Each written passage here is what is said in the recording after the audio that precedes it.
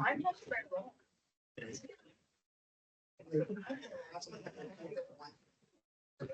We can have all these good. Yeah, that's what it means. How do you know?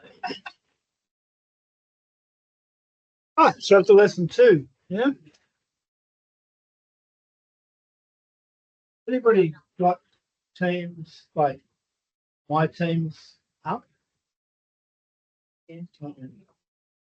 I'll see what it looks like at that end. This is lesson 2. Lesson 2. You've got the job. Congratulations. You did all that research.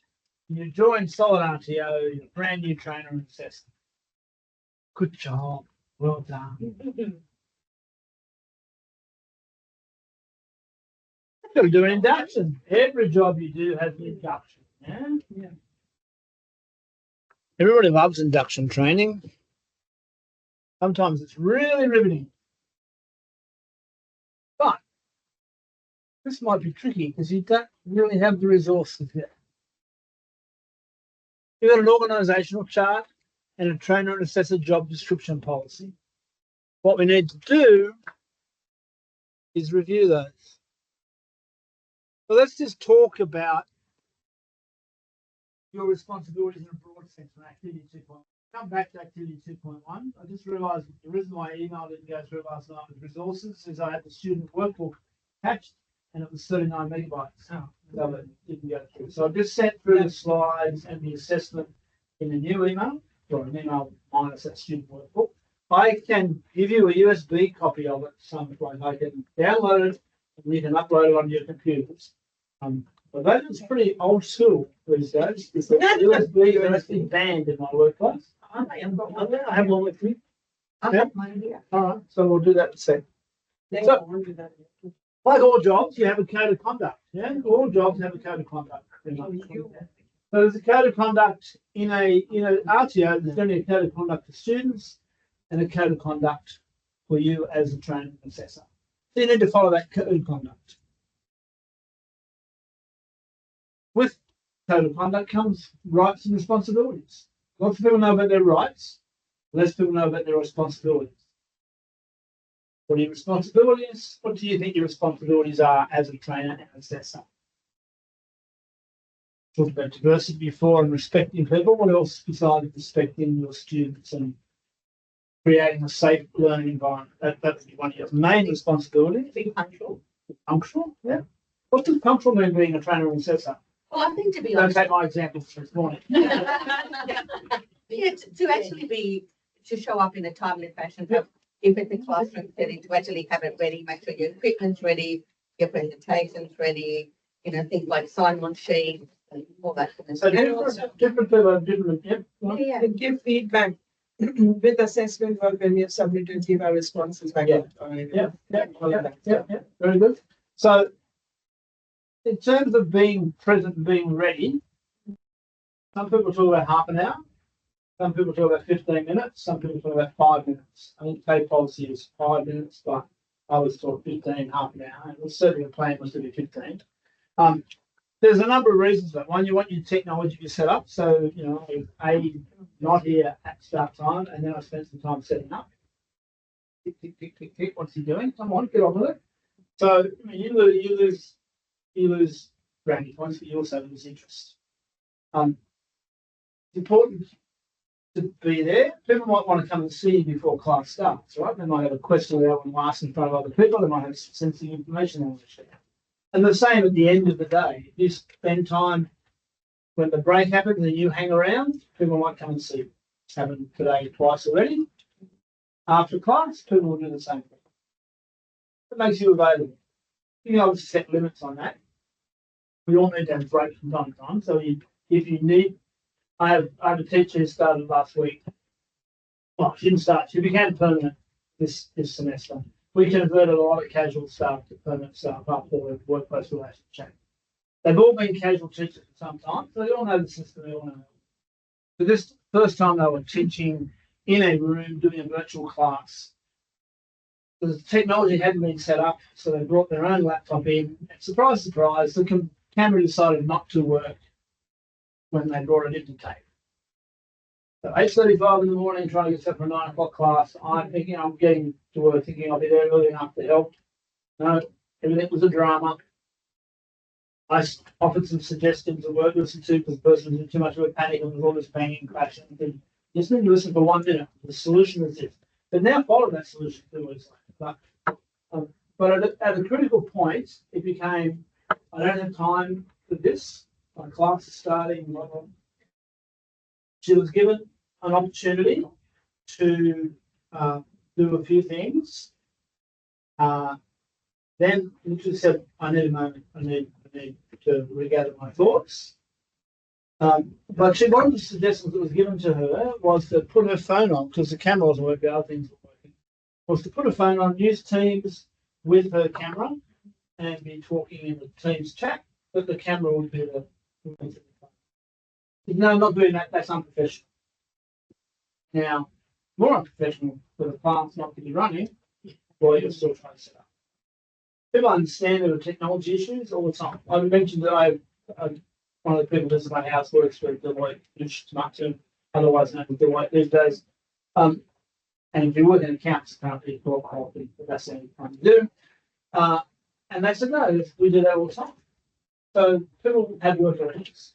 Code of conduct, you run the class, you make yourself available, you treat everybody with respect, you help people save face, don't shame people, there's no stupid questions, no stupid answers, all that sort of stuff. But yeah, be ready beforehand, be appropriate in your humour, don't be using people for your humour, use humour in a generic sort of way, be respectful of other cultures, all that stuff. Be respectful of everybody in your room. Duty of care. What's duty of care? Now, duty of care is a very specific meaning within nursing, other than other places. What does duty of care mean in nursing? Specific thing about treating all patients. If you've got a serial killer in your bed, I've mates in bed, still got to give him a duty of care in terms of treatment. Yeah? What else does it mean? What is duty of care and negligence? What's negligence? Ginger beer bottle is the sale of ginger beer bottle is the original negligence in this case, yeah. But what is negligence about? It's harming somebody through your actions or your lack of action. Yeah. So your duty of care is about protecting others and giving them a quality service. That's another level. But duty of care is literally about doing no harm, either by action or inaction. So action would be walking somebody out into mainstream traffic. That would be negligent. Inaction would be seeing somebody about to do it and not trying to stop. Turning the hot water on and boiling water on somebody, that would be negligent. Duty of care is to protect people from that sort of stuff. So you got a duty of care as a teacher to do no harm. Risk mitigation. What do we mean by risk mitigation? What's mitigation? If there's a risk, just problem solve or So avoid the risk. We can insure it, we can do all sorts of things, but risk mitigation is I'm teaching you how to use a chainsaw. I'm not going to get you to use a chainsaw when that is risky behaviour. If I haven't trained you in safety with chainsaws, we're not touching the chainsaw. So in a classroom, risk mitigation is making sure the person is not going to be unduly stressed or harassed through not being prepared. They're about to do their presentation and they haven't prepared. Risk mitigation will be putting off until they're ready. Yeah. Workplace health and safety. Same as workplace health and safety everywhere. It's not the Workplace Health and Safety Act, it's the Work Health and Safety Act, because it's about work. Work can happen outside that workplace. We don't call it occupational health and safety anymore unless they're in Victoria. And I'll catch up eventually. So work health and safety. Making sure that the activities you do are safe, doing risk management, risk assessment before a class, so checking this room out for risk assessment. I had a cord there before for the camera. Risk assessment. Go over it already within 5 minutes. Anybody else walking past there might do the same thing. Okay. Diversity and inclusion. Talked about that diversity before. With diversity comes inclusion, inclusive practices, making sure everybody feels welcome. Taking the time to learn people's names and say them properly. Most will forgive you, but people's names are very important. They're an important part of people feeling included. One student who had a very unique name, the only person in Australia apparently had that name, and most people didn't bother to try and get it right. You earn a lot of brownie points by finding people's names and by checking in.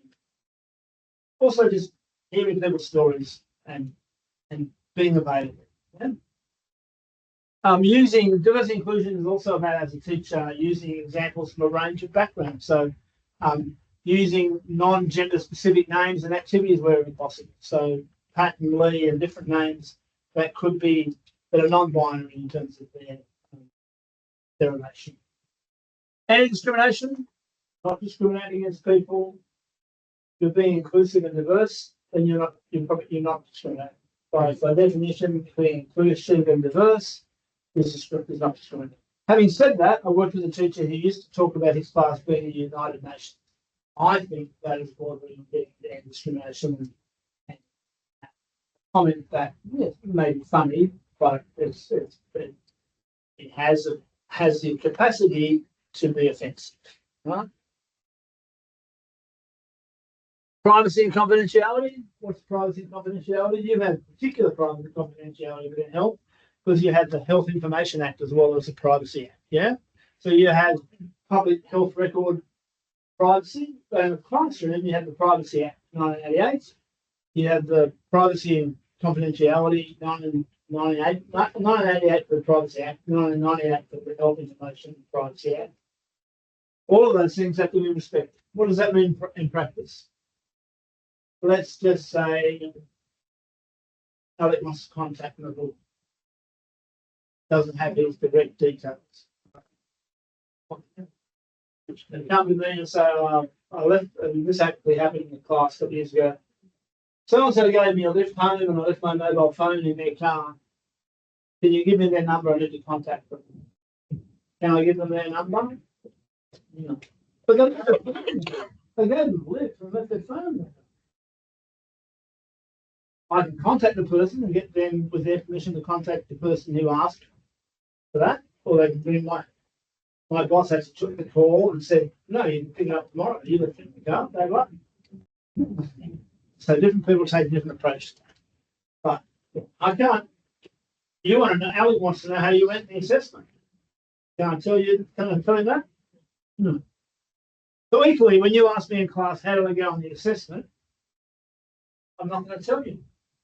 And you're going to say, but if I'm satisfactory, it's okay. I don't mind people knowing.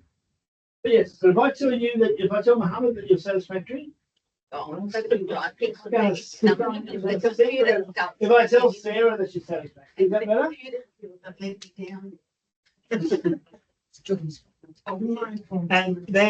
And then Erin asks me, and I say I'll talk to you later. I'm quite clearly telling Erin that they're not satisfactory. Yeah, or people jump in first. So we don't share that sort of. Alec might be wanting to stalk, right? And I've just set up a very difficult situation. You got this, Alec. In copyright and plagiarism. Ooh, and AI, dare I say. ChatGPT. We use Copilot. We're licensed with Copilot, and I will get you to listen to activities where you use Copilot. If you struggle writing session plans, you use Copilot to give you a guide, and they're like a secretary. They do some of the work. You've got to do the rest of the work. Copilot does not give you the whole thing. And you rely on Copilot. It's quite obvious. I've had people apply for jobs using Copilot or ChatGPT, and it's quite obvious that it's a ChatGPT application. Yeah. Written in the third person. Doesn't give us very specific information about that particular person and their experience. It just talks generically about what somebody in this role would do. And you think, they're just cut and pasted this off ChatGPT. Copyright, you can use, if you've in an RTO, if you've got a copyright license from a copyright agency, you can use anything as long as you acknowledge it. So 10% of a book video, music, etc., because you've got a copyright on. But you need to acknowledge the source. You need to put that in your slide. So either on the slide that it's in or at the end of the slide, there should be a reference of all the things that you use. Pictures, if they're common stock, that's okay. If you took the photo yourself in a public place, that's okay. But anything else has to be copyright. Plagiarism, handing in somebody else's work as your own, taking a direct quote from the book, putting it in without referencing the source. Don't do a lot of that in this course because this course is much more technical, much more about your ability. And when we ask you for a definition, you're taking it straight out of ASQA or straight out of the standards or straight out of the definitions and glossary terms. You're not going to rewrite the definition, right? Because that then doesn't make a definition. So that would be clear where it came from. But technically, you should say from the Juror website 2022, 25. But, copying somebody else's work and handing it in, that's pretty good. Yeah. So what system TED use to drop the samples? Do you use the... So it's the APA system, but you won't be really referencing in this course because you're not writing essays or quoting chapter and words. I worked with some people in Goldman who used to actually, they would make up a quote from a book to back up their argument and then make up the arguments and make up the book. So that's a whole different level. That's making it up. Yeah.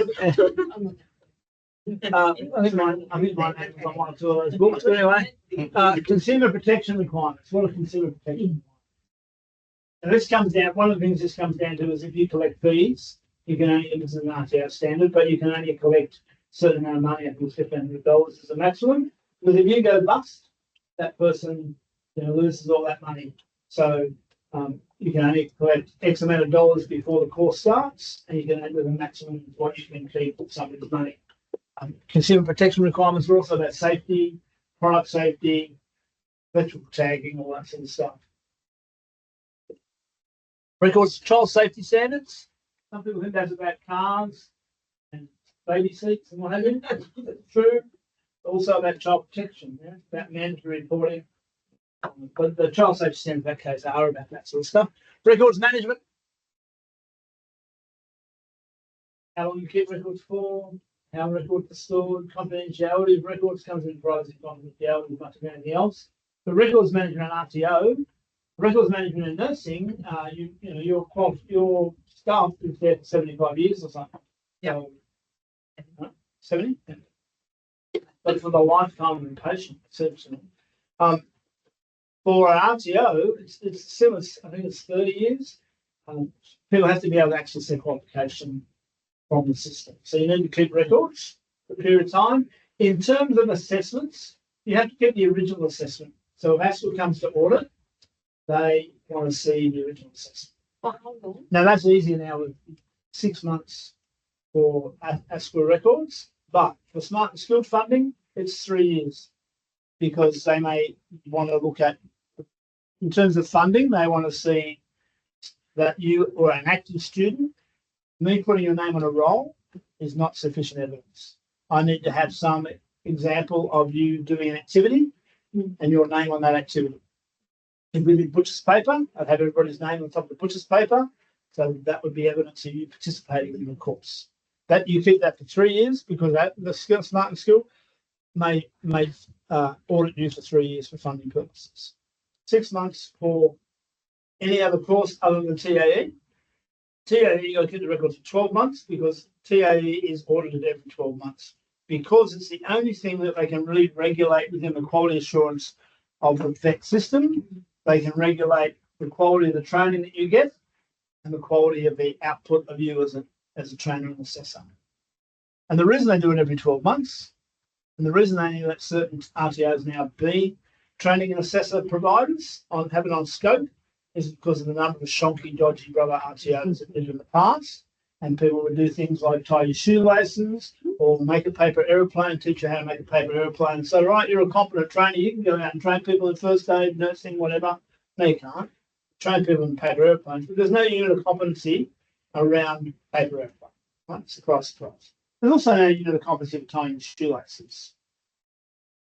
So that's why when you look at your units and they have very specific, very detailed, and lots of things you have to do, it's because of all that chunky rubber stuff that's happening. So to understand the spectrum of keeping thing, if there's like an individual assessment, it relates to them. You as the trainer then say it's a hard copy test in class or whatever. Yeah. Like you as the trainer then need to scan and Yep, absolutely. Still. All assessments, in your case, are all uploaded to TAEPDD401 classroom campus. We keep those records. We mark it. Feedback. We also have to get feedback from the student on how they went. Within our TDC system, you press a button to say I've got feedback. That way we don't have to do lots and lots of paperwork and signing. You also have to sign to say this is your original work, and that one of the principles of this, one of the rules of evidence is authenticity. So it has to be some way of saying this is authentic. This is your work, and you did it. You didn't copy it. You didn't plagiarize it. So that's a statement at the start of your assessment. Then you sign that. In the old days, you sign that and hand it in. Now you press a button to submit it. That's considered to be your signature. But you have to have a certificate of saying this is my work, and then you can give me feedback on that. So it's like, if you submit it on Turnitin, that is like considered receipt. That's considered acknowledgement. That's right. That's right. That's right. But when it comes to an activity you do in class, you got to keep enough of that to show that you were. If you've done an assessment, then that's clearly pretty good. We talked about complaints and appeals before. You've got to have a complaint system. It's got to be fair and transparent. And people need to be able to access that quite readily. And an appeals process, if you're not happy with the result that you've received, you need to have an appeals process. Now, very few people, in my experience, since 1991, appeal. A couple of people have, but not that often. Continuous improvement. You must have a continuous improvement register. You must contribute to that. Best way to do that is to have meetings and document. And every so often think, well, what have we done in the last month or so to improve? Well, we've changed the enrollment system. We updated that learning resource. We updated that assessment resource. We had that meeting. And you document that in the register to say these are the things we've done. In terms of complaints and appeals, by the way, if that's what comes to audit you and you don't have any complaints, they're going to be very suspicious about what you're doing. They expect it to. Internal quality audit, they want to see that you have a process where you do a desktop audit every so often, every 12 months, every 2 years, to make sure that your processes are there. So it should be no surprise when ASPA comes to audit you, it should be no surprise that you've already done an internal audit before you have an external audit to come in and give you some advice. Right. Who can help you? Obviously, industry associated with the training. ASPA expects that you will talk to, let's say you're delivering training for Liverpool hospitals. That's part of your industry, right? You are the RTO provider within your system. You were talking about Roselle before. That was HEDI, right? So HEDI used to be your main RTO in terms of health. Now you've got central, you've got regionalised RTOs, from what I understand. To some extent, They are just one of the delivery sites. Yeah, so HEDI's still the main. Yes, yeah. And I actually validated your CAE course No. years ago, checking out how whether it was on in good practice or not. So associated with the training, you would look at other parts of New South Wales Health Liverpool Hospital that you're delivering the training for. Make sure you're delivering what they want. And you'll be documenting that you've had that consultation. And when you're validating assessments and checking assessments, you would have people from here and from other parts of New South Wales Health and external, maybe from Ramsay Health and other places as well, looking at what you do in terms of assessments and saying, yeah, that's what we do in private, that's what we do in current practice, and ticking it off. So they would be your reference group. So it's important that you have reference groups when you're developing materials, when you're validating materials, when you are working with an industry.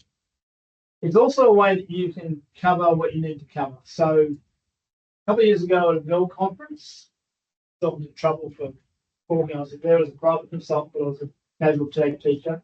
We just had an audit. So I was commenting on some things that came out of the audit in terms of how we document stuff, and somebody from TAFE in another section came to me after the thing and said, "You just outed TAFE in a public forum about having an audit." All RTOs have audits, right? I can't remember what that speak on, but all RTOs are audited at some point, particularly when your license is being new. But the thing that came out of that workshop in particular was talking about where an assessment or a unit of competency has something in it that's clearly an error or doesn't apply in this context. So the example I'll give you is in the resuscitation swimming units, or life support units. There's reference to a particular machine that's used in surf life saving, but it's not used in swimming pools. And the previous unit had a distinction between a swimming pool and a beach. But in the new unit, it didn't make that distinction. It just talked generically about it. But it mentioned that piece of equipment. And some Surf Lifesaving Australia was saying, but we don't use that pool site. They said, but we have to assess it even if the person's only working at the pool. And what ASPA said was, as long as you've got industry sign off that that doesn't happen in the pool, you can make that modification to the assessment when they're doing pool site. So the other argument to that is, but if that person then goes and works on the beach, they need to be able to use that equipment. So it So depends how is that unit of competency able to be changed? it goes to the Jobs and When Skills you- Council. Well, this is what I'm saying, because initially it was right, beach, That's right. Well, obviously you go back to industry did and it. they changed Yeah. it. Industry changed it. Right, So we're probably looking to streamline it. yeah, right, yeah. When I did the domestic and family violence standard, one particular focus group that I ran, we spent most of the day talking about what's case management. Case management, very different things with individual services and health. And so most of the workshop is about that particular word. So sometimes industry just wants to get to a generic point and doing that. The other unit, for example, there is in automotive, there is now a unit which is diagnosed problem. And if you work in air conditioning within automotive, you diagnose problems in air conditioning systems, right? But if you work with engines, you're diagnosing problems and faults with an engine. If you learn about engines, you don't know about air conditioning. If you learn about air conditioning, you don't know about it. The alternative argument is you're diagnosing a problem, so you're using logical skills, and then you use those logical skills over here. But if you're diagnosing particular problems, you used to have particular units about that. So sometimes when units become too generic, they lose that key Yeah, focus. yeah. But you need to train people up for all of the contexts they might find themselves in. Another example would be very relevant here would be in the Aboriginal health worker qualifications that we wrote a few years ago now. One of the things they had to do in terms of injections was a Z-track injection. Now, I'm not sure how many people in this room have done a Z-track injection, but there was lots of discussion about whether they were able to do it. Yeah. Sorry? I was just saying some of us are old enough to remember. Yeah, well, sure, it's been, yeah. So, and that was a very specific meeting and specific time when they're done. But yeah, so there's lots of discussion about whether that should be in there, whether they have to do that, or whether they have to do 5 of the 10. But it depends on how the unit is worded. You must show 5 of these, or you must show all of these. And all of these means they have to show how to do exactly what they do. It might be simulated, but they had to show them. But that's all part of industry consultation. When the units are being written, that happens. When you're delivering the training to an employer, that happens. So in terms of this course, doing it here for you guys, we have 2 units that we teach, which are TAEPDD401 and 423, language literacy and numeracy, in your classroom in relation to your unit of competence. We teach that in our standard course.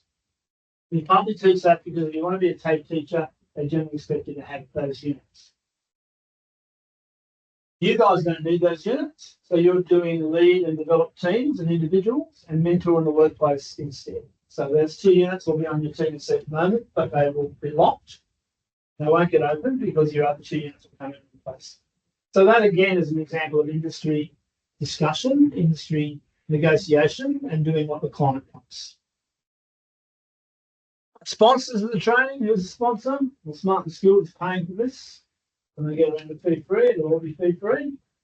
Your sponsors are also your internal EAD, right? So they've put it together, they've championed it, they're getting your work release time, hopefully, all that sort of stuff. Sponsors are generally people who give you money for it, or they give you resources, or they assist with the process. RTO staff, admin staff, head teacher, teacher in the room, all that is part of it. Learners, no classes without learners. So you've got to keep the learner engaged. And specialists.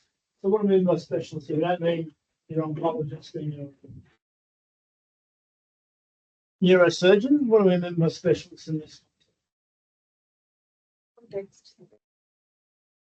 The subject matter. Yeah, so more so we are talking about disability specialists, language literacy and numeracy specialists, a learning difficulty specialists, but it could also be content specialists, but that's going to be a teacher generally speaking.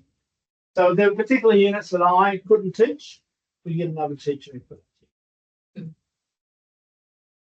Right. When do you consult? Well, before you train, obviously, you've got to find out what's going on there. During, how's it going? We call that monitoring, yeah?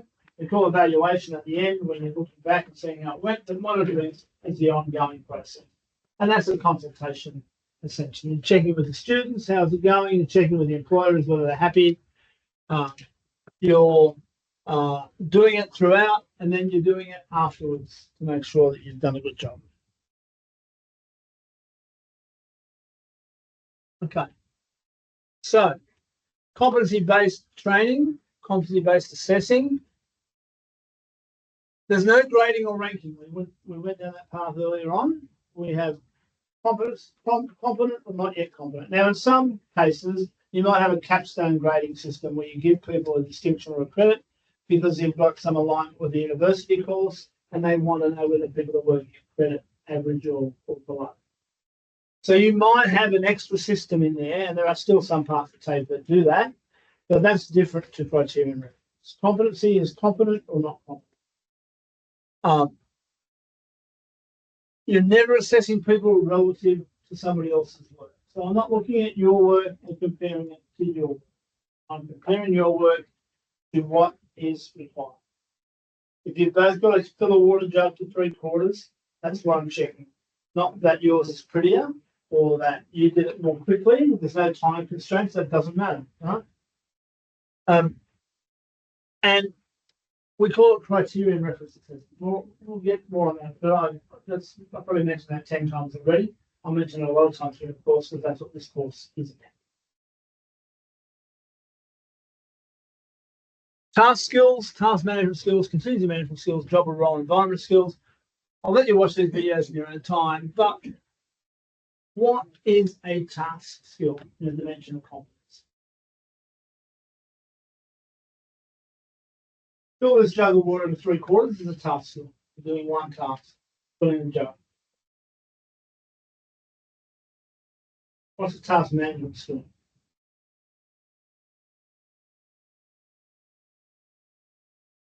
It's a sequence of tasks or many tasks at the same time to achieve. So it might be a whole food preparation service, getting it ready for the pass. It could be getting multiple jugs of water ready, setting up the room, taking phone calls at the same time. The task skills is one task by itself. Task management skills is a sequence of tasks or multiple tasks. Contingency management skills, generally in the knowledge evidence, but yeah. Plan B and something. Yeah, so it's having a plan B. It's not about things going wrong in the classroom when you're teaching it. It's related to the unit. So contingency management skill within the unit is the photocopier is jammed. What do I do? Who do I call? How do I fix it? We said before we go to Alex, we know all about photocopier, right? But contingency management is in the unit. This has happened. What do I do here? Who do I call? How do I solve it? And the last one is job or role environment skills. That's particular to the place that you're working. So it's the work health and safety, the policy procedures, and the team. So you're working in Liverpool Hospital versus Canterbury Hospital, very different. Teaching hospital, Canterbury Hospital is a very old hospital. So job role environment skills are going to be a bit different in those contexts. Dimensions of competency. Don't have to worry about that too much. I used to harp on about this. I used to say, have this tattooed on your forehead if you don't know it by the end of the course. It's important to know that there are different levels of complexity, that there's a task and there's task management, and that you've got to have contingency management. But that should all be in the assessments when you're assessing and writing assessments. It's important that those things are covered, but they're in the unit already. So as long as you assess to the unit and write your assessment and your materials to the unit, think about these in that context, you'll be fine, because all units have task skills targets. I can give you an exercise where you look through a unit and you identify which of the performance criteria are task skills and which are task management skills. We may get to that later on, but I don't think you really need it. You're going to need it to be able to be competent in what you're doing.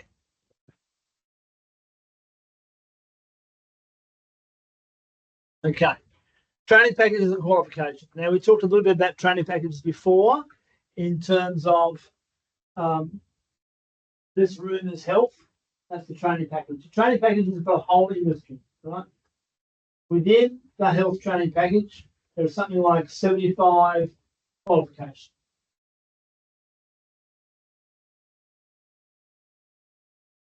Diploma of nursing, Certificate 3 in allied health assistant, Certificate 3 in assistant in nursing, all qualifications within that. If I get you to go to training.gov.au, type in HLT training package, you'll see how many qualifications are there. The video does give you an overview of training packages, qualifications, and units of competency. One bit is a little bit, it's not confusing for you, but it's inaccurate for me in that they're talking about the business services training package. And then the example they give is a TAEPDD401, which isn't in the business services training package. But it's a qualification within a training package. Just that they sort of go from one training package to another within the video. But if you look at training.gov.au, get it on the screen somewhere, then I'll get you to look at health. And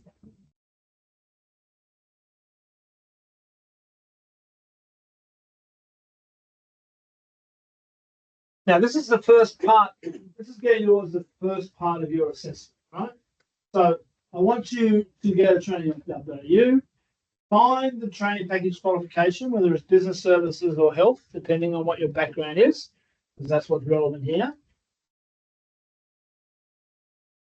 Then I'm going to get you to look at qualifications. I'm going to get you to select the qualification now. Then you are going to find a unit of competency that you would be comfortable with training and assess. So imagine that your boss came up to you and said, look, you're the best at this. So I would like you to teach Alex, he's just starting out. You're going to start next week. So I want you to prepare that training. What unit that is up to you. But don't make it a complex unit, because the more complex it is, the more work unit. Right? So find an easy unit. I had a Liverpool nurse a couple of years ago who chose to do wound management at the unit for writing assessment. There was 76 knowledge questions to overcome. His colleague did a unit about count to 10. Yes, he finished first. So where do we find the unit of competency? Let's go to you found the health training package. Training.gov.au. Yeah. Search for training, search for a product. Put in HLT for health. Training package should come up. When you say training package, is that the same as qualification? No. Remember I said this room is a training package? Then every table is a qualification within that training. When the population health and stuff. Population health is a qualification. So, so what's the search for? Put HLT. Yes, which is this, like that, and the whole thing. Yeah. Training package. So you can drill down on that. But you'll see that there's a new, they've changed the way that it's structured. So you've got qualifications, you've got skill sets, you've got units of competency. They're all within the training. So this is what, like, is this what you're saying is like the Quran, Bible, Torah? Yeah. So This is the one. This is a this is the one. This is the one. Tree Source of truth. This is your, I love that. You talk to people on my team and say, this is the source of truth. This is I your- literally have labeled it and I put it in my bookmark pass as training package also. Because I just got confused when I source looked of at it. truth, where you find Thank you. all registered training products. So This room is health training package. These are your qualifications. so On the qualifications, things on the desk are your units of competence. If you want to think about it as a filing cabinet with filing drawers, yes, filing cabinet is a training package. The filing drawers are the qualifications and the units of competency Are are in the inside. filing drawer. but it only depends on what our RTO offers. For example, That's right. if there's something here which I think we might basket weave, I will use stick to basket weaving. Yeah. If We're me and- passionate we're about it. passionate. If me and Christy we've come into a new RTO, they don't have in their filing cabinet a basket weaving You thing. can't do it. You have But- to ask for, you have to buy the filing cabinet from Ascot. How much is it to buy? Because we're an enterprise. You have to buy, these products are all free. You have to develop your resources. Yeah. So that's where it costs them. You have to pay for the license. So the license is about $1,400, $1,500 something. And If you're getting 10 products, it's $5,000 or whatever. So that's a processing fee. That's paying Ascot for their time. And currently talking about enterprise. Yeah, so because we're an enterprise RTO, but we can't teach basket weaving, it's not part of our core business. So, but you could, If we could prove it as part of our organisation. yeah. Right. You have to prove that internally. You prove it Even to get internally. it on school. You then have to go, you get on scope by going to Ascot, Yeah. right? So Ascot doesn't care whether it's part of your core business. Provided you have resources and people to speak. So that's what you got to prove to Ascot. You've got the resources, you've got the learning strategies, you've got the assessment strategies, you've got the right people, you can deploy these two people over here to be your basket week experts, and you pay the money. That's fine. Enterprise RTOs can teach what they like, But it's just working. but you're only teaching, in terms of health, enterprise RTO, you're only teaching health employees. It's present. within- Correct. Yeah, but it's not like, no, definitely correct. Therefore, Especially when we're such a large organization. the cost to be an enterprise RTO is less than the cost to be water. So that's partly why you can actually. There's lots of opportunity. Because we're cheap. Yeah. I learned how many I did the workshop in health many years ago. I had to bring your own lunch. I thought, wow, go bring your own lunch to a health workshop. Oh, yeah. I would have thought health would pay for lunch. No. No. Yeah. So, Okay, so, That's free for parks before, isn't it? yeah. So, you've got a unit of competency, what you're going to train and assess, and then think about what could you do to keep your currency for that unit. Right? We're getting into your assessment. So, you've got the training package. You've got the health training package up, yeah? What qualifications are in? How many qualifications are in that? 57. 57. I thought it was, I said 75, but I thought it was 57. It's not as back to front. I'm just Back selecting. to front. That's all right. Yeah, 57. I'll never get that wrong again. 57. Great, wonderful, it's great. 57 qualifications. How many skill sets? So 57 health qualification. And that doesn't include Bachelor of Nursing, Neurosurgery, 27, Medicine. 27? 27 schools. Skill sets are small little bits of specialisation, right? They're not a qualification. They're a couple of units from a qualification. Might be about renal dialysis. It might be about COVID-19 stations, taking samples. Be very specific to a specific context. I don't know the difference between a skill set and a unit of competence. A unit of competency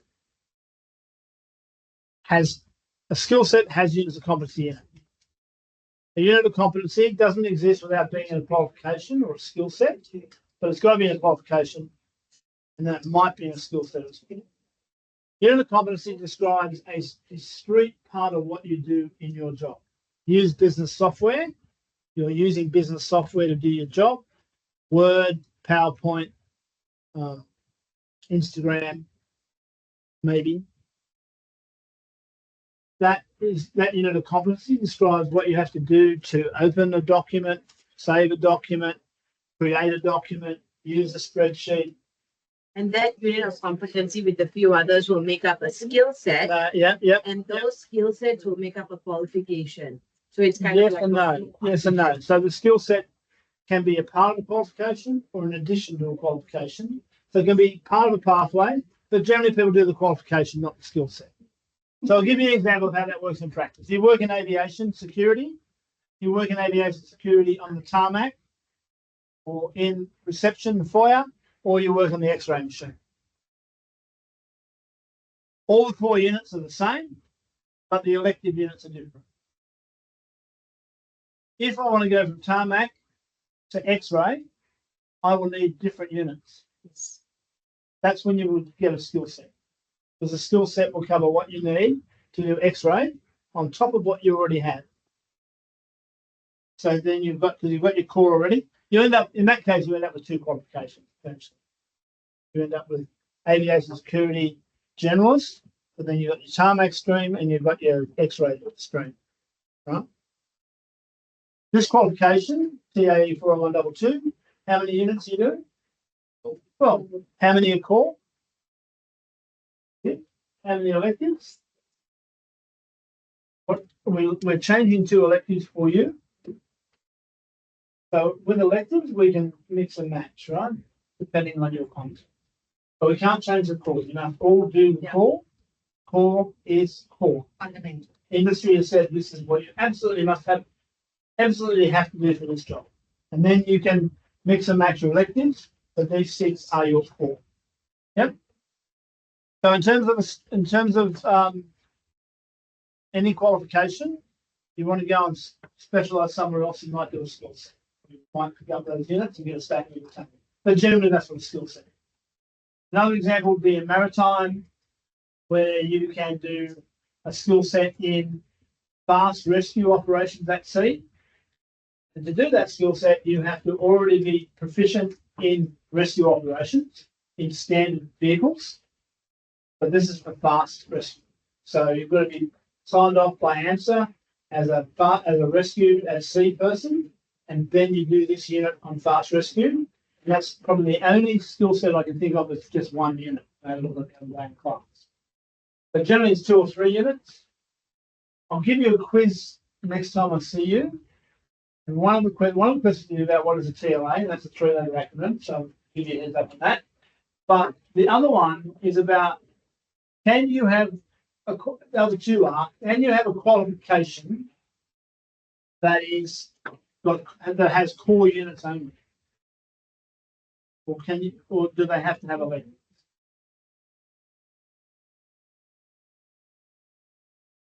The answer is yes, you can have a qualification that only has 4 units. Yeah, the packaging rules tell you what you can have, but so there is a maritime qualification, Cert 3, which is core units only, 9 core units. Because there's nothing to specialise. There's no deviation from working safely on the wharf and on the boat to do certain. Then you start to have cabin people and 20 metres or out to sea or whatever, and you start to get elective. but for one particular qualification, it's 401. Can you have elective units within a skill set? Yes, yes. You can use electives from a qualification, but you can't have elective streams in the skill set. Right, so you can't have a skill set that says you can do this unit or that unit or this unit. Your skill set is just those units. There's no deviation from that. But yes, they can be core or elective in a qualification. So you can have an elective unit, but it's not an elective unit when it's in the skill set. It's a unit in its own right without being an right? So whether they're core or elective in a qualification is only relevant to the qualification because they might be core and another. So for instance, lead and develop teams. That might be an elective within nursing. But within frontline management, leadership and management, it would be a core unit. So some units will be core and it's one qualification, but when they're used in another qualification, they'll be elective. Yeah. So how they're packaged together is what becomes important. Packaging we'll talk a bit more about in the coming weeks, but packaging rules and the qualification tell you what can you taught. Now, if you're looking at diploma of nursing in your qualifications in the health training package, for instance, look up nursing, diploma of nursing for me. Tell me what the code is. XLT TAEPDD401. 54121, so I said before. 5 years, so 126 probably in review as we speak. Right? How many units do you have to do to get that qualification? 26. 25. Isn't it? 25. How many of those units are core units?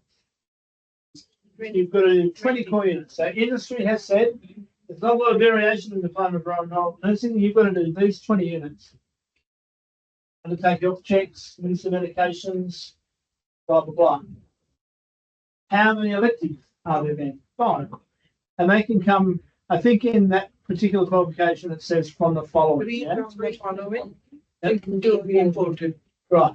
So often it says 2 imported. When it says 2 imported, it will say provided it's relevant to the job. Can I go back to the basket weaving example? Unless you're working in the shell shock victims unit, basket weaving will not be a relevant unit. We don't do a lot of basket weaving anymore, and some people would say that's a bad thing, right? Because it gave people a focus. Now they tend to walk around the streets screaming out at people. They used to do basket weaving. But gave people some industry. But we don't do basket weaving. So if you're going to do basket weaving, it would have to be relevant to the job.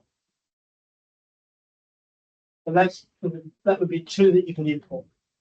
So for instance, if you have a diploma of nursing, you've got 20 core units, you've got 5 electives, your 2 units that you import might be about community transport because you might be doing community transport within your diploma of nursing. Might be 7 bit odd, but there might be a context in which you're doing that in a remote community. I think you're working population health. Yeah, population, well, the population health qualification. So you might do some population health units. Yeah. They could be 2 imported. More than likely, anything you import is going to be from the same training package from a different qualification. Or from business services, it'd be about leader team or manage your work priorities. The BSB PEF 202, manage work priorities. Yeah. That's one. It's a space filler. Yeah, very important. So,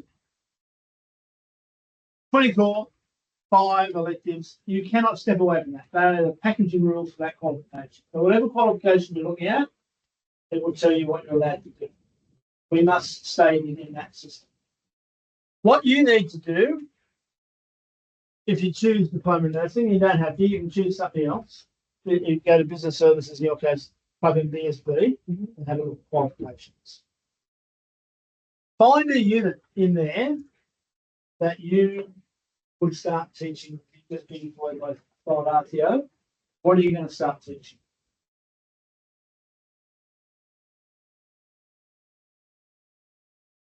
Make sure it's not BSB, WK 503. 503. We're going for Management.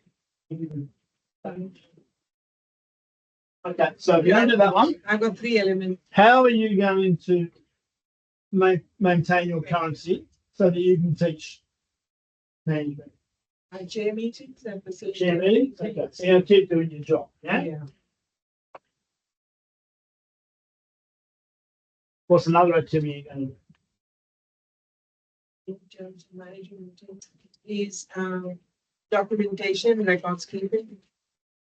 So in terms, I'm looking at the elements. Yeah. In the elements, they talk about preparation for meetings. Yep. Conducting meetings. So you're going to conduct meetings, you're going to chair meetings, but what other thing are you going to do? What other activity are you going to do to keep the currency?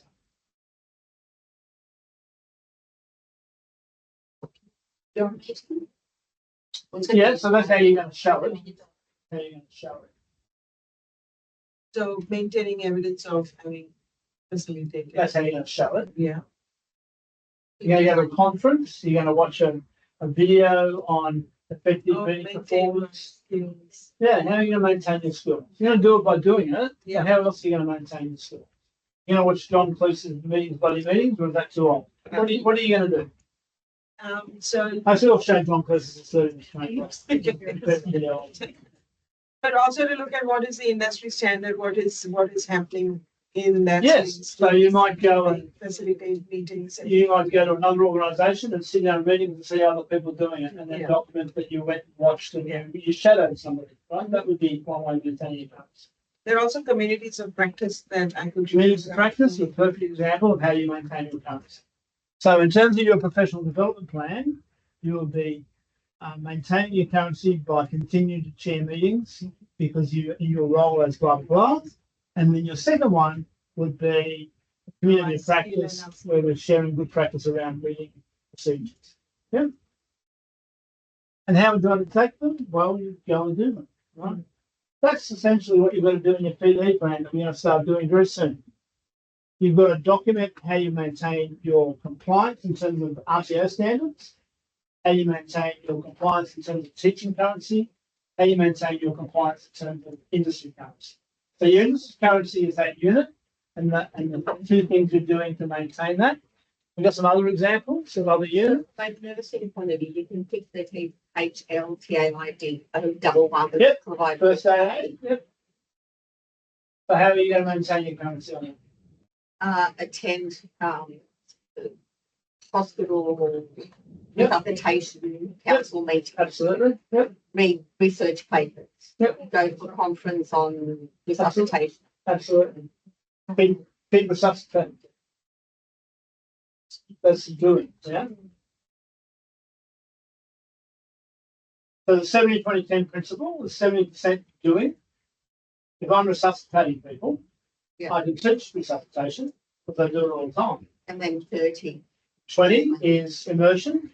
So that might be resuscitation council meetings and talking through good practice, etc.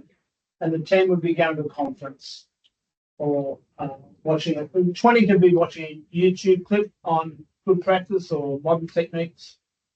But then you've got to reflect on the 20 and the 10 in particular. You've got to have some document where you have detailed what you did and then reflected on how you applied it. So the 70 is actual doing of that. 70 is doing. So the reason that we want casual teachers to be on staff is because they're part-time and they're working as an nurse already, or they're doing working as it the other time. they're doing it. The best way to do it, I mean, there's an old saying about those who can do and those who can't teach. So we want people who can do teach. So how does I one, don't agree with that. how does one prove that they've done, like, let's say, the resuscitation? It's Is it like they just write it here's down? my piece of paper. You wrote, I went to the resuscitation. It's my statement. This is my first aid certificate because I finished my first aid unit. Yeah. Here's a statement of attendance. I want you to give me RPL because I went to a workshop on first aid. Well, no, I'm not going to do that because you might have been asleep for the whole meeting or you might have left at lunchtime and I still gave you the paper. Right? You need to show the skill. yeah. But What if it's the actual practice piece? So like, let's say I've resuscitated 5 people. How do you go and prove that? you get signed off. You get signed off. Okay, right. Can I just check the 70, 20, 10 doing? The 20 is Immersion. And the 10, Is conferences and what is that called? Like research? well, if you actually type in 70-20-10, you'll see several videos. Yeah. Of it's a learning and organisational development principle. Can I ask one more thing? So, So just type in 70-20-10 to Google. yeah. And you get videos. Is there an hour, for example, should this be, teaching has 100 hours over 5 years. Does this need to equate to hours? No, this has to be sufficient. Yes, but see, it's very subjective. So sufficient for me and sufficient for Christy might be different. Absolutely. But teaching needs to be 100 hours and you must document all 100 hours. This does have to be 100 hours. NESA, sorry. Right. For high school teachers in NESA, when you go and look at your accreditation, It's not that specific. no, so this 70-20-10 does not equate to hours. It's a percentage of what you determine. So it's not, I need to do 70 hours of doing. It's a weighting. So It's a guide. industry doing is 70% weighting. So if Aspen was looking at your evidence and you've got 50 hours of running, so for instance, I can't use what I'm doing here at the moment to say I'm teaching currency, ironically, because I'm teaching, right? But I'm teaching the area that I work in. But I run community corrections workshops for high risk offenders and high risk of reoffending on anger management, family domestic violence, and found what we call foundation skills, the quick program. This is smart recovery program, CDT training. So I do 40 hours of that when I do it over 10 weeks. I can use that to say that I facilitate small groups. So for the unit that you're doing later on, facilitate group-based learning, I can say, here's my currency. I'm employed by somebody outside of TAFE to run workshops. One-on-one, I'd have to, here's one where I've coached somebody. Here's one where as a head teacher, I've got to coach staff all the time, so I can use that because it's not my classroom. So that's 70% weighting. 20% weighting would be me reading 7 Habits of Highly Effective People and then saying how I'm going to apply that to the classroom and what units it is attached to. Or even showing a lesson plan. So you've listened to something, you write a I've lesson written plan, I've and then written the you lesson go and plan. apply it there. Yeah.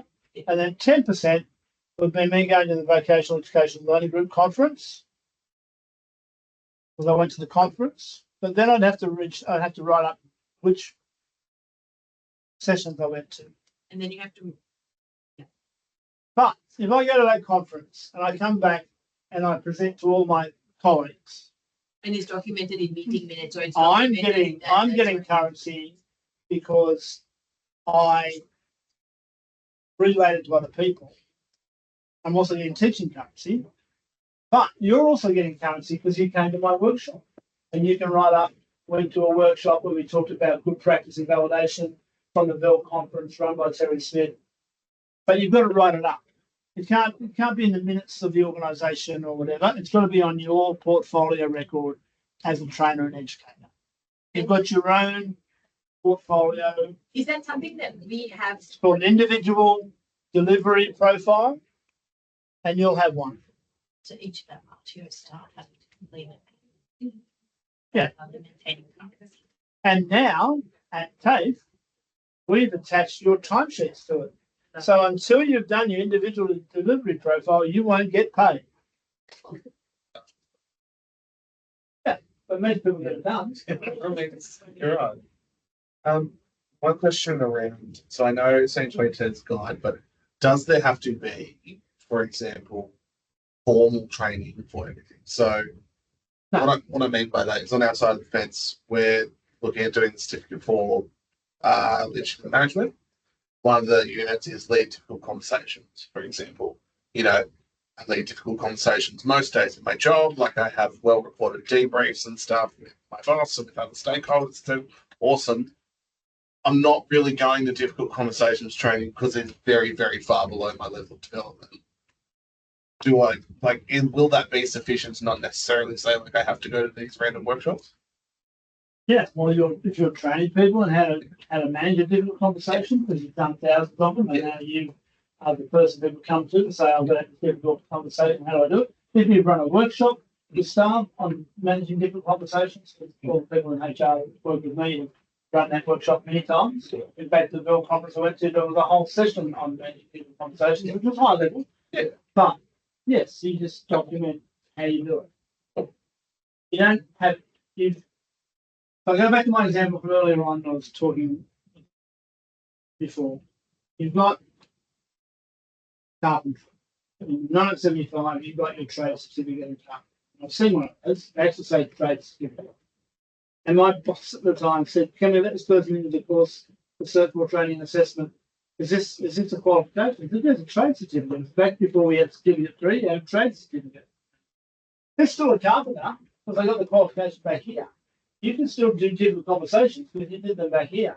You've moved on, but he has to show his current. So he has to have current workplace practice in carpentry. If he's still using a blowtorch and a hand drill, then and not using a nail gun, not showing currents. As long as he's not an accountant now, he's been like knocking together decks for the last 5 years. He's probably going to show up. That's right. So you've got to have, and that's I have somebody who was a very experienced childcare person who moved into family daycare, change of life, blah, blah, blah. Wanted to go up and teach everything she knew about childcare. And did this course, started this course. Then got quite shattered because she went to some RTOs and said, well, you don't have a current qualification, you've got an old qualification. You haven't worked in a childcare centre for 10 years. So we're really not going to employ you to teach people to be childcare workers if you haven't been in a childcare centre for 10 years. You've got to have local, recent currency, 3 years working in that location. I picked this unit, administer and monitor medication things, and that's very practical. How would I, because I quite literally do it every day, but we don't. So you would document that you would have your job description, and you'd upload your job description, and you say, somebody would sign you off to say that you've done 100 hours worth of administer medications in the last month, whatever. And you just you'd upload that as a document. Okay, so I just get my managers. Yeah, you get a letter saying, confirming that you did this all the time. Just how do I show this? How do I prove this? And clearly, if you're on a ward and that's your primary job, then there's no problem proving. If you've got the actual unit, and that's complicated because you've done degree, right? This is unit of competence. So, but if you've got that nursing competency standard, because you have nursing competencies, right, which is different to this system, you've got that. That will be evidence. So there's a nursing competency about administering medications. You would upload that statement that you've got that competency, and that would give you the currency. But you've then got to maintain it. So you might go to a workshop on new methods of intravenous in processing. Any other questions? All right, so that's what you're going to be doing with this assignment. You've got to follow legislative requirements. You can't work outside. So you've got to work within the standards for your industry. You've got to work within the standards of the unit. You've got to work within your nursing competencies. You've got to work within the health regulations statewide and also for your organisation. And if you fall outside of those, get yourself into trouble. If you go on social media and do silly things in the workplace and say really, really, really, really, really outrageous things, you're not following legislative requirements and you're not going to be in a job. If you want to throw away your career, feel free to do that.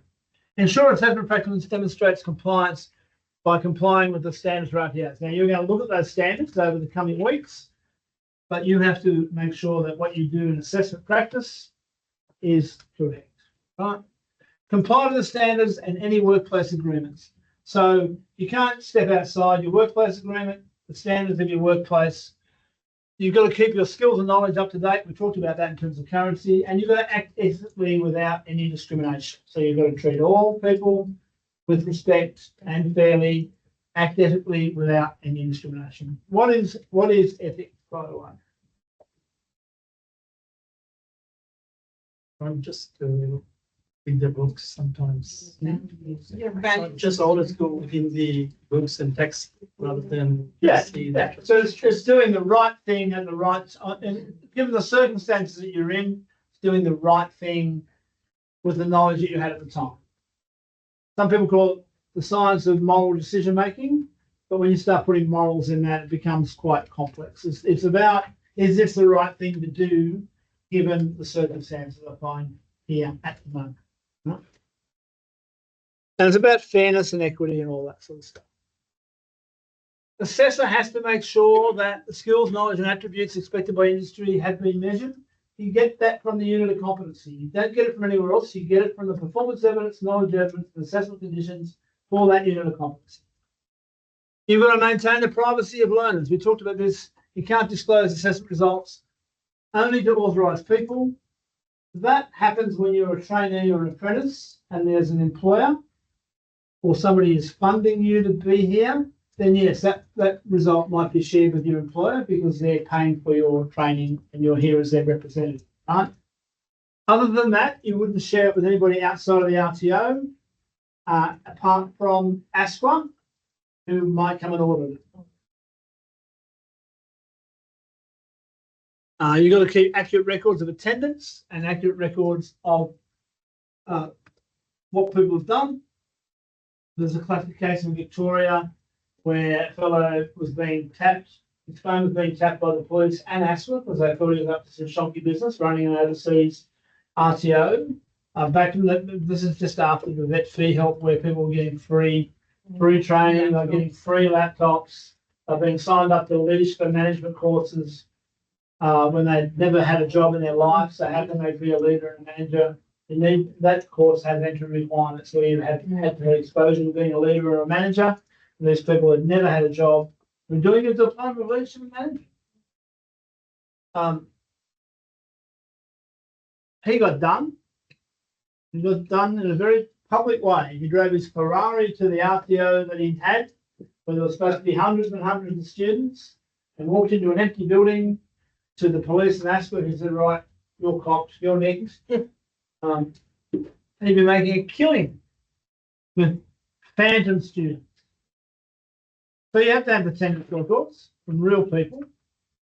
And some of the things that were happening with that, people would send one email to somebody and that was attendance, right? That was they had been a student for 5 minutes. Hold the required vet qualification. So you must have the appropriate vocational education and training qualification. You must have this qualification, all 40116 and the two units in 401. But you must also have appropriate industry qualifications or industry competence. You don't have to have the qual, but you do have to be able to map. So let's just say in a rare world that administered medications wasn't something you had to get signed off on in terms of nursing. You can just show you knew what you were doing and that was enough.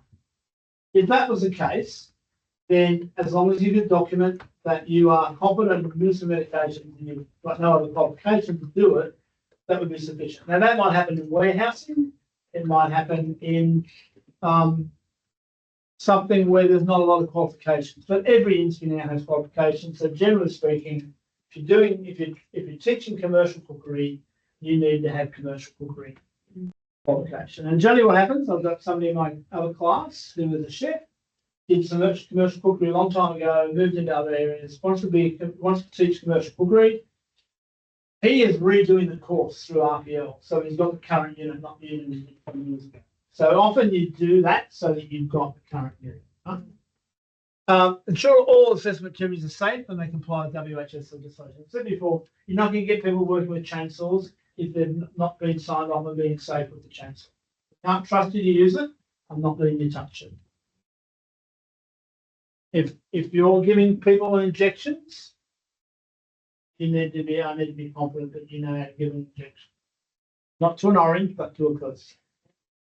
don't give the orange anymore, do we? Because somebody supposedly thought that you injected the orange and then fed the patient.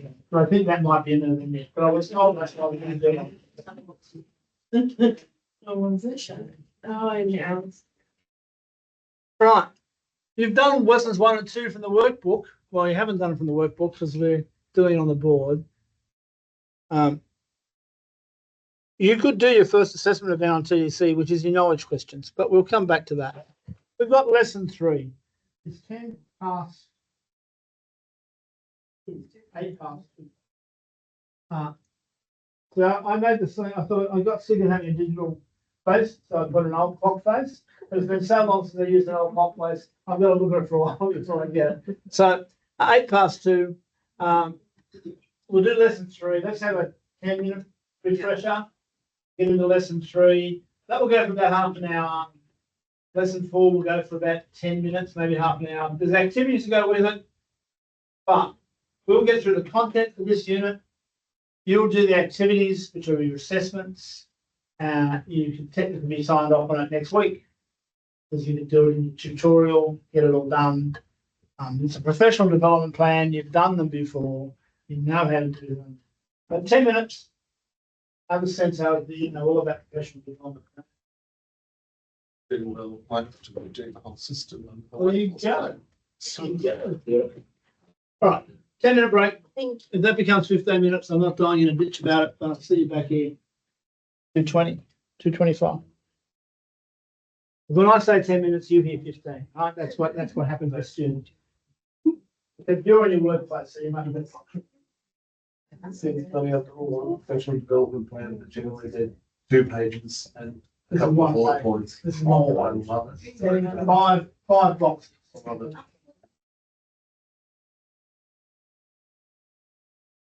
So now at this stage, you're going to be in your team. We're meeting in your team.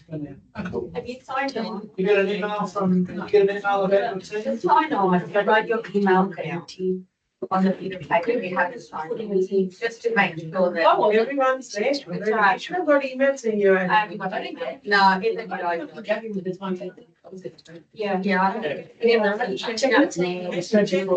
Yeah. Yesterday morning, you might not have been in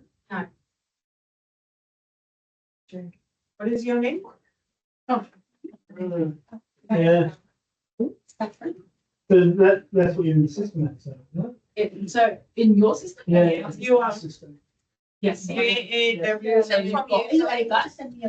So you would have sent you're in it to that legally, just open to the. I don't know if you anything. Still waiting, but you're in the, you get enrolled yesterday. You become active yesterday, you're still in the pay. So Karen, Not nothing unpaid. uploaded though. You'll No, get- that's all they're empty. So how do we fix that again? There's No, no we cost. need to fix that. Do I need to contact Kate? And what's your name? Sorry. No, the contact tape, because I'll tell you I pay for Yeah, the just leave it. the rest. So now. Karen, can I just ask you, how do I find parents? Jackie, set up Teams yesterday, I can send you Just read the off link, the team. probably works for you, doesn't it? Yeah. I Okay, can no, do the we link. They were just saying that they were gonna send it. Yeah, that's where your tutorial will be for now. Yeah, Once we get Teams up and running. Yeah. maybe it is a hidden. Cool. Can I for you? Yeah, sure. So, did you check and see if Harry's name is on the list? But there is a bit of the keep withdrawing. I can add you. Hang on. Keep withdrawing and keep What's your name? Terry's on it already on the. Amanda.